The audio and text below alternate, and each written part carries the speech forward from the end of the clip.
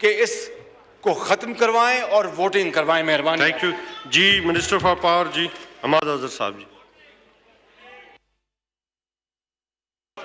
बिस्मिल्लाहिर्रहमानिर्रहीम।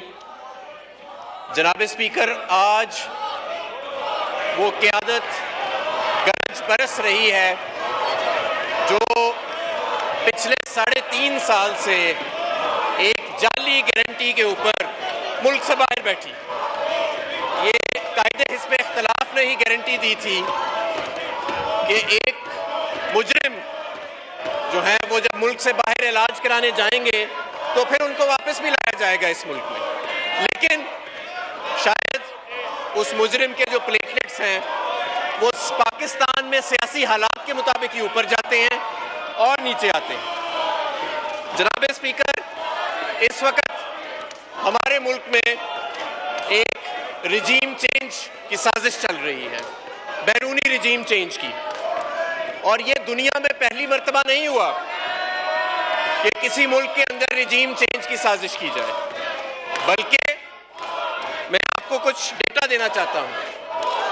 पिछले 124 साल में सिर्फ एक बैरूनी कुव्वत की तरफ से 1948 से लेके अब तक 61 मरतबा रिजीम चेंज की कोशिश की गई। Middle East, Europe, Africa, Latin America, इन तमाम ममालिक के अंदर रिजीम चेंजेस की गई। लेकिन जो मज़ेदार बात है जनाब स्पीकर, वो मैं आपको बताता हूँ कि अक्सरियत ममालिक जहाँ पे रिजीम चेंज किया गया वहाँ पे रिजीम चेंज नाकाम रहा, और जहाँ कुछ इलाकों के अंदर, कुछ मुल्क ममालिक के अंदर रिजीम चेंज कामयाब हुआ तो वहाँ पे वो चंद ही हफ्तों के अंदर या चंद ही महीनों के अंदर खाना जंगी की सूरत में या शदीद अफरा तफरी की सूरत के अंदर नाकाम हो गया।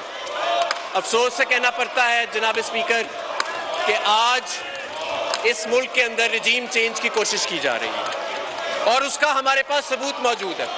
और जब हमने वो सबूत नेशनल सिक्योरिटी कमेटी को, जिसमें तमाम अपोजिशन की जमातें हैं, वो पेश करने की कोशिश की तो इनमें से एक भी नहीं आया जनाब स्पीकर।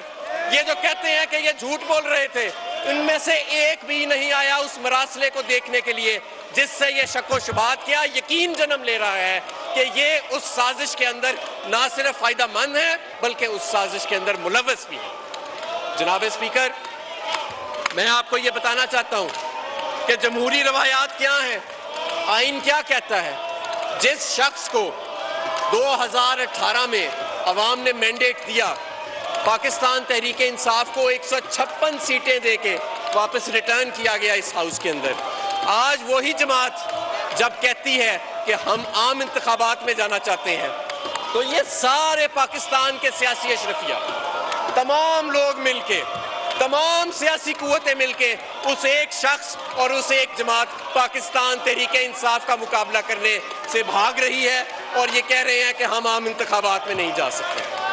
यही रिजीम चेंज की जनाब स्पीकर असलियत है।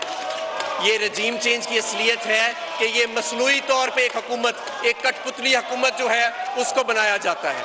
उसकी ना नीचे कोई अवाम में हमायत होती है और ना ही कोई उसकी हकीकत होती है। और यही वजह है कि दुनिया में जहाँ भी ये रिजीम चेंज का बैरूनी तौर पे तजर्बा किया गया वो तजर्बा नाकाम हुआ। और आज आप देखेंगे कि ये जिस हुकूमत की बात कर रहे हैं, कौन सी हुकूमत ये बनाना चाहते हैं, और देखें कौन आपस में मिला हुआ है। मुफ्ती महमूद का बेटा आज जुल्फिकार अली भुट्टो की वकालत कर रहा है, जिन्होंने एक दूसरे के पेट फाड़ के उसके अंदर से पैसे निकालने थे जो बैरून मुल्क में पड़े हैं, वो एक दूसरे को लजीज खाने खिला रहे हैं। जनाब स्पीकर, ना सिर्फ ये बल्कि मैं इस बात पे भी बड़ा हैरान हूँ कि जुल्फिकार अली भुट्टो साहब एक सबूत लहराते, बैरूनी साजिश का इल्ज़ाम लगाते फांसी पे चढ़ गए। आज उन्हीं का नवासा उस बैरूनी साजिश का हिस्सादार बन गया है। तो रिजीम चेंज की असलियत तो ये है जनाब स्पीकर कि एक मसनूई सी क़यादत खड़ी की जाती है जिसकी ना अवाम में कोई हमायत होती है, ना उसका आपस में कोई फितरी इत्तेहाद होता है, ना उसका कोई सर होता है और ना ही कोई पैर होता है।